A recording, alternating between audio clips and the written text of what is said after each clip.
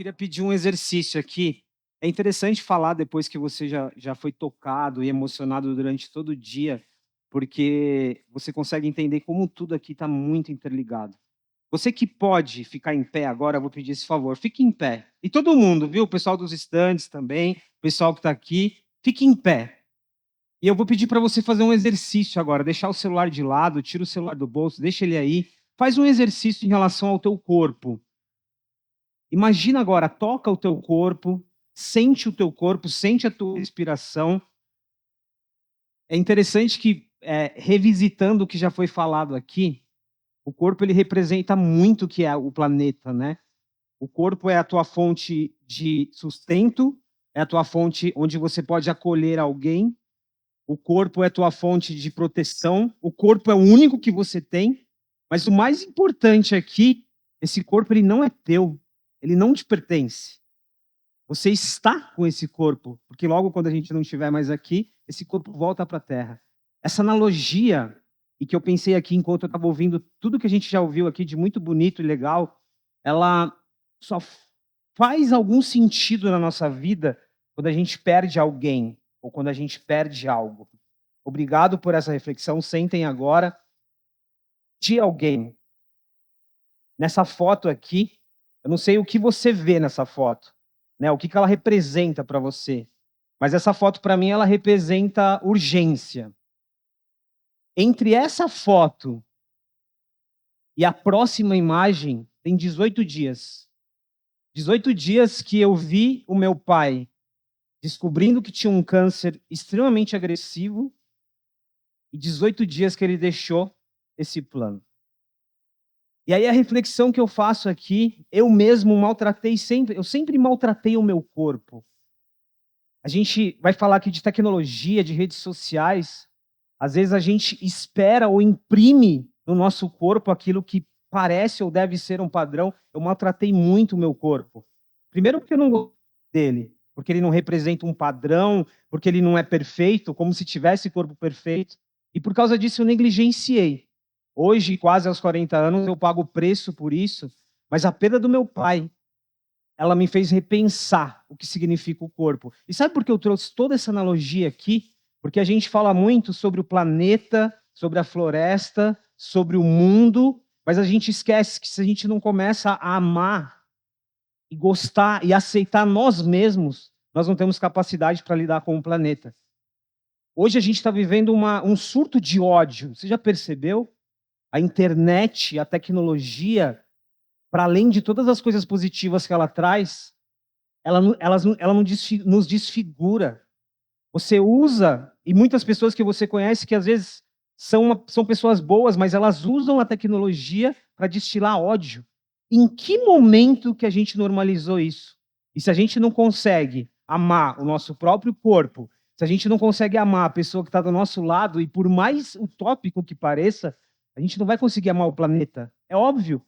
Se a gente não ama o nosso corpo, que é que é a fonte primária da nossa existência aqui, a gente não vai amar o planeta. E aí, essa reflexão aqui é sobre perder. Geralmente, o ser humano valoriza ou reflete quando perde. Nós passamos 9 horas por dia, essa média do brasileiro, na internet. E, de novo aqui, internet não é rede social. Internet são várias coisas, é onde você trabalha, é onde você toca o teu negócio, é onde você se relaciona com as pessoas. Mas 9 horas do nosso dia são destinadas para a internet. Dessas 9 horas, 3 horas a gente dedica às redes sociais. E nas redes sociais também temos instrumentos e ferramentas de trabalho, de relação, de negócios, de afeto. Isso, se a gente somar num ano, são 5 meses. Dos 6 anos, aquele garotinho que estava na foto aqui com meu pai, os 6 anos do Miguel, 2 anos eu dediquei a esse mundo digital, entre coisas muito boas e entre outras coisas.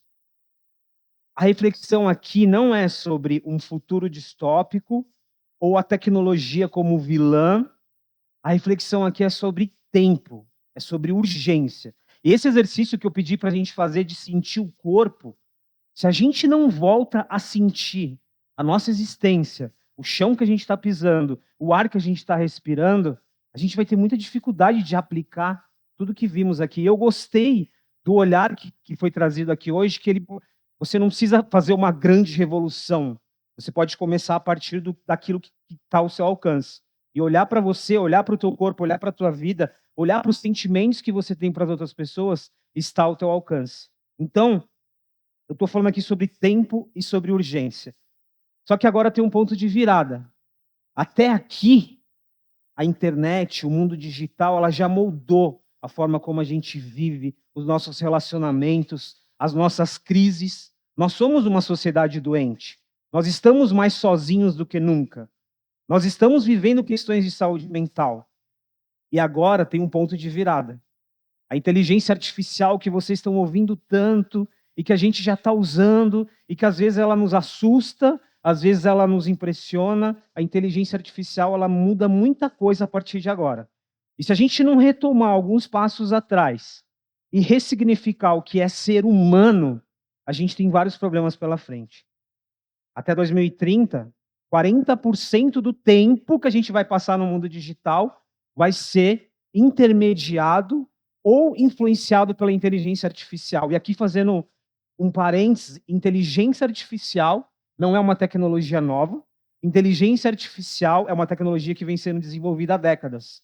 Mas hoje eu tenho um contexto e uma disponibilidade de tecnologia que faz com que ela seja exponencial, escalável. O impacto da inteligência artificial na nossa vida não é só no negócio, no emprego, no trabalho, é na nossa forma de se perceber como ser humano. É cognitiva.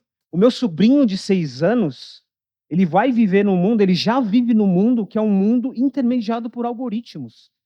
Isso muda a percepção que ele tem do próprio mundo, da vida. Se antes a gente falava sobre os alimentos, né? Uma criança hoje, com tudo que ela tem à disposição, seja no supermercado, ela precisa entender que esse alimento veio da terra, que ele precisou ser plantado, que ele precisou ser cultivado. A analogia aqui é a mesma. O conteúdo hoje, que a gente chama de conteúdo sintético, feito por inteligência artificial, ele vai tirando a nossa percepção do que é realidade, do que não é realidade. Então, o ponto de virada aqui é o seguinte: a inteligência artificial, que neste momento é a tecnologia predominante nas nossas conversas e reflexões, ela pode agravar a nossa falta de percepção sobre o que é o corpo, sobre o que é a mente, sobre o que é ser humano, e aí a gente não consegue dar conta de nada do que a gente ouviu aqui sobre o planeta. E a grande promessa, esse é o ponto interessante da tecnologia. Toda tecnologia, não tem tecnologia má ou boa. A tecnologia é um reflexo do que nós somos como sociedade. Mas toda tecnologia entrega uma expectativa. E uma das promessas da inteligência artificial é que ela nos dê mais tempo, assim como foi a promessa de várias outras tecnologias. E aí eu faço uma pergunta sincera para você. Com tudo que a gente tem de ferramenta hoje, você tem mais tempo, e entenda-se aqui tempo, qualidade de tempo, presença, ou você tem menos tempo? Você está se sentindo aliviado para poder equilibrar a sua vida ou você se sente exausto, cansado? Independentemente se você está num centro urbano, se você está no interior, não importa. A grande promessa é que ela nos dê mais tempo. E a provocação minha aqui, nesse momento, é o questionamento sobre, não sobre a tecnologia, mas sobre a expectativa que a gente coloca na tecnologia. Tem um termo chamado tecnoeticismo, quando a gente começa a discutir a ética na forma como a gente lida com a tecnologia, e isso é importante quando a gente fala de uma aceleração tecnológica como a gente está vivendo hoje, nunca antes vista.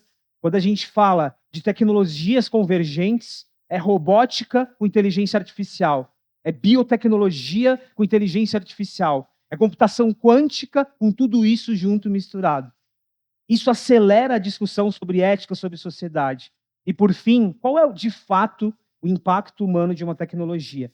Esse questionamento, ele é e ele vai ser cada vez mais importante. Esse gráfico aqui do Gartner, ele é muito interessante, porque ele mapeia vários tipos de tecnologias e o ciclo de vida dessas tecnologias. Ele tem um negócio chamado curva da desilusão. Mais ou menos assim, você começou a usar o chat GPT.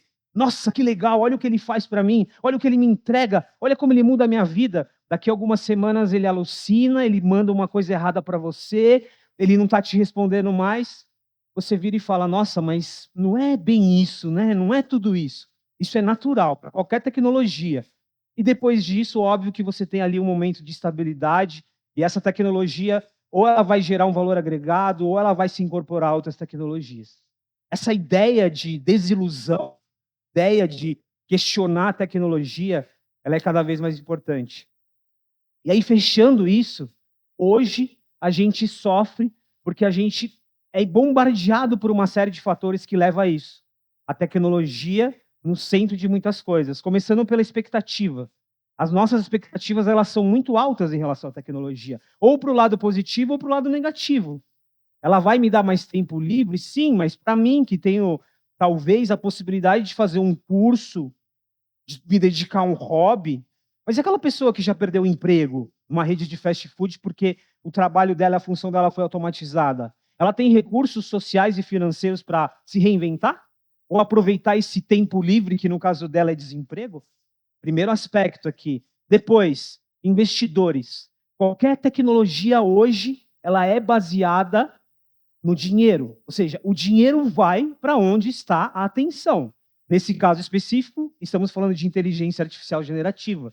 E aí a gente discute muito a bolha da inteligência artificial. E onde vai o dinheiro, a gente sabe que o dinheiro vai em busca de resultado, de performance, e se não performou e se não trouxe resultado, ele vai para outro lado.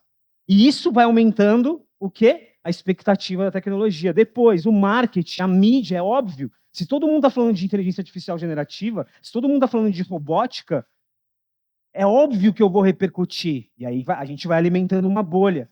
Depois, as nossas expectativas. Depois, gatilho de inovação. E ao fechar esse círculo vicioso aqui, o gatilho de inovação talvez seja o ponto mais importante. Uma vez eu ouvi de uma socióloga que eu estava entrevistando, ela disse assim: a gente precisa voltar a achar o humano bonito. A gente passou a ter vergonha do que é ser humano. Entenda o humano como imperfeição, entenda o humano como esse corpo biológico, e cada dia ele é algo diferente. A tecnologia nos leva para o lado da perfeição, da performance, do resultado. A tecnologia nos leva para essa ideia. Nós não somos perfeitos e não seremos. E aqui está o grande problema. Fechando esse círculo,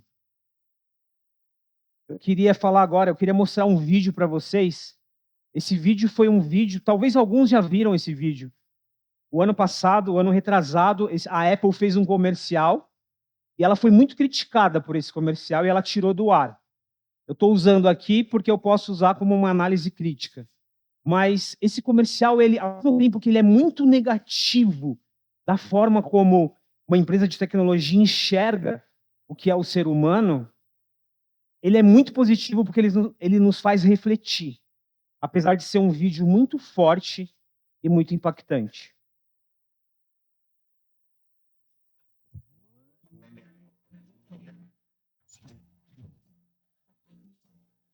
Sometimes when I'm down and all alone, oh, all I ever need is you. When a fall and they go, and we watch the mountains snow. So all the things you do, give me your reason to what's around you. Nothing but rainbows and gold. The most powerful iPad ever is also the thinnest. All I ever needed you. A gente já tinha visto esse vídeo. Ele é muito forte, não é? Só faltou ter uma pessoa ali de verdade. Mas o ponto aqui, e eu gosto de usá-lo como exemplo, porque ele traz tudo aquilo que nos representa como seres humanos: a arte, a música, o sentimento, a nossa capacidade de criação, de interação, com a ideia de que tudo isso pode ser compactado numa tecnologia. E aí, fechando lá com o início da nossa conversa, para onde isso vai? Se no momento em que a gente discute a salvação do nosso planeta, de um lado a tecnologia nos entrega a promessa de que tudo você pode delegar a uma inteligência artificial ou colocar num device como esse. O ponto aqui é, e a partir de agora que a gente começa essa trilha do último bloco falando de tecnologia, a tecnologia não é má, ela não é boa, mas a forma como a gente reage a ela e a forma como ela nos influencia, isso sim tem um impacto. O que eu peço para vocês hoje aqui é que vocês façam essa reflexão. O quanto a tecnologia te tirou o foco sobre o que de fato é importante. O quanto a tecnologia te tirou o foco sobre o que de fato faz diferença na tua vida. E eu estou falando isso aqui muito baseado numa experiência pessoal, de quem sofreu muito mentalmente falando, e depois de um processo de luto, entendendo o papel que a tecnologia tem. Então, o que eu peço para vocês aqui hoje é redimensionem o poder da tecnologia na vida de vocês e reflitam sobre a vida, sobre o que é ser humano. Voltem a ser humanos novamente. Muito obrigado.